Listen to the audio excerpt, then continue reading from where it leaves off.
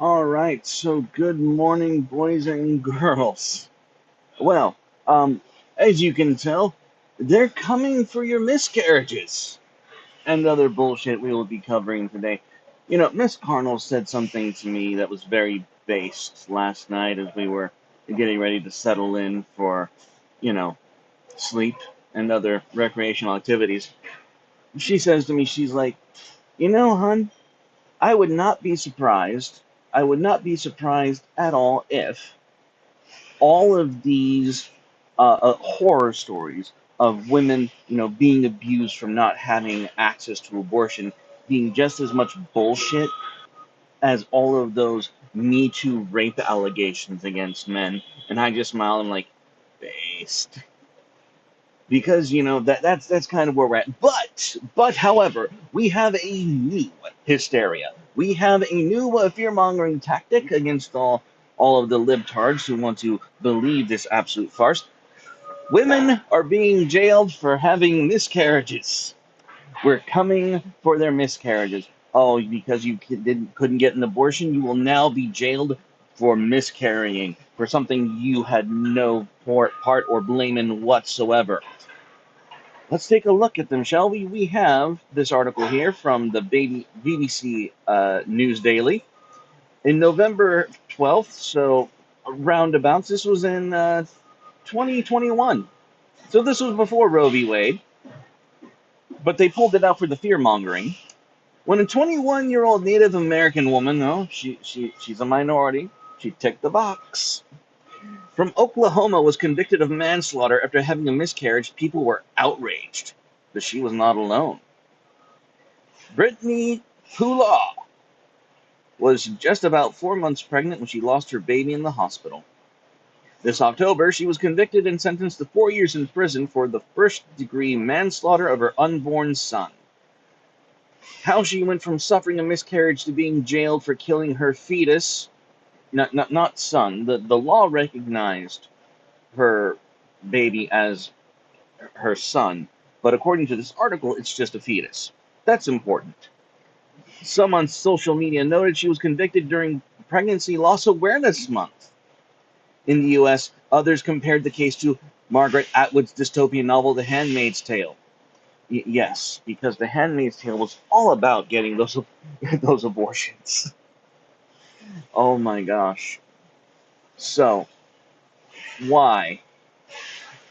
Brittany Pula was convicted of first-degree manslaughter for suffering a miscarriage, bringing the U.S. one step closer to Gilead. Blessed be the fruit, brethren. Blessed be the fruit. So, what are they not telling us about this particular tale? When she arrived at the hospital seeking treatment, Pula admitted to using illicit drugs while pregnant. Later, the medical examiner's report obtained by the BBC, so they know what this is all about, found traces of methamphetamine,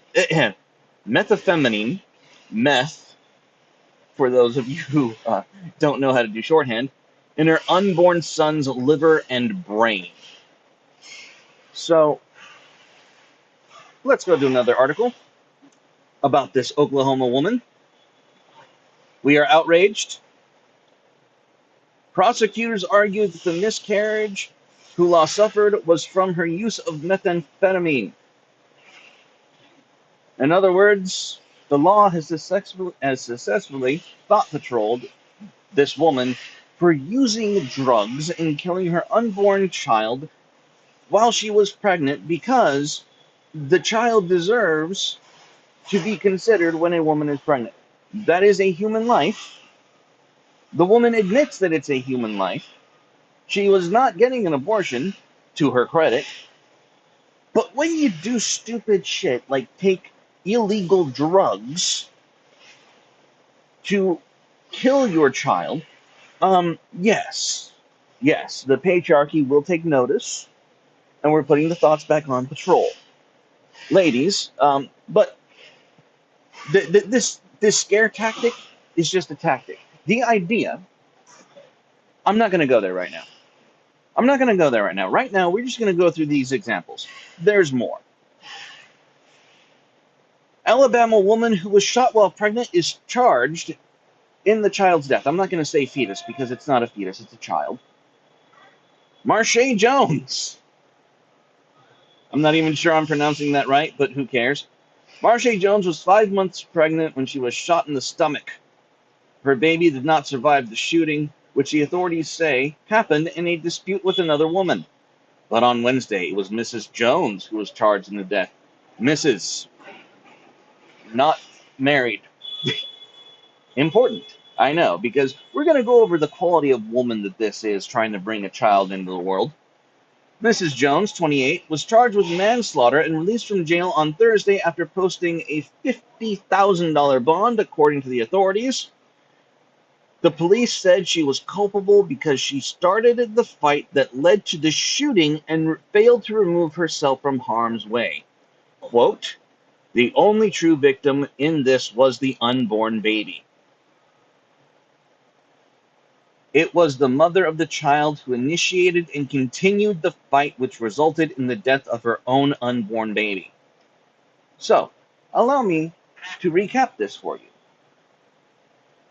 This woman decided that she was going to get violent with another female, with another person. I'm pretty sure the victim of this woman's assault, Marche Jones, I'm pretty sure that it was another woman, Marche attacks someone, and then that person was attacked so vociferously by Marche that they decided to defend themselves with a firearm, justly, I might add, and shot her enough times that that Marche lost the baby. Now, if Marche hadn't been a stupid slut, maybe her baby would be alive. If she was not the one who was initiating violence against the person of another person, causing that person to defend their own life, Marche wouldn't be charged for the death of her child because her child would still be alive. That's not the only example. Let's go to another one. Woman charged for the murder of self-induced abortion won't be the last. Now, this one is this one's a journey. I'm just going to warn you. Woman charged with murder for self-induced abortion won't be the last. This is another fear-mongering article. With abortion rights in peril, pregnant people are likely to only become more vulnerable. When a woman in Texas was arrested last week for murder for what officials called a quote-unquote self-induced abortion, the United States took notice. The case generated national headlines and outrage. A California legislator... Yeah, why do we care what California thinks? This is a Texas law. You back the fuck off. The, quote, extreme anti-abortion activists want. The future that extreme anti-abortionist activists want. Sure it is. By Sunday, the local district attorney had announced that his office would dismiss the indictment against the woman, Lizelle Herrera. So, woman charged,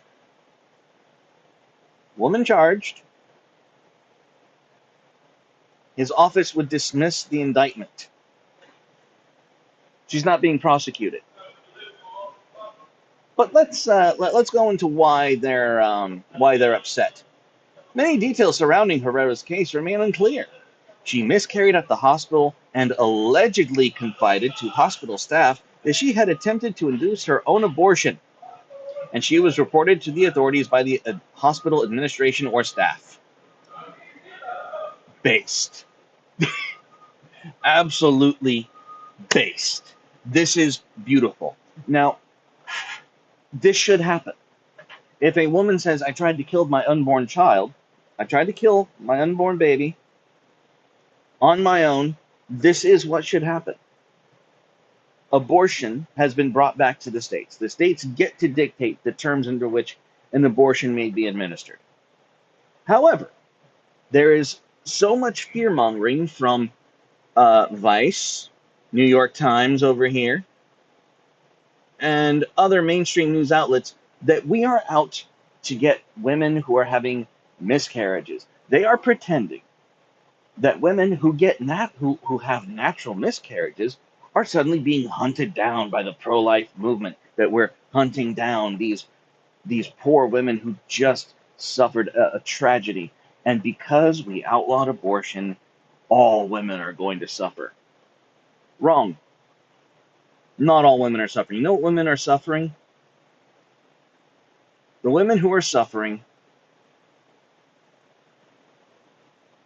are women like this. Women like this.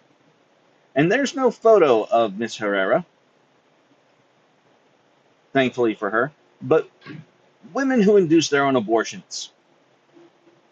That's who's being hunted down, sought after, and, bringing to account for their actions. We're not coming for your miscarriages. We're coming for your abortions. That's it, guys. Stay carnal, and God bless. Have a wonderful day. Bye-bye.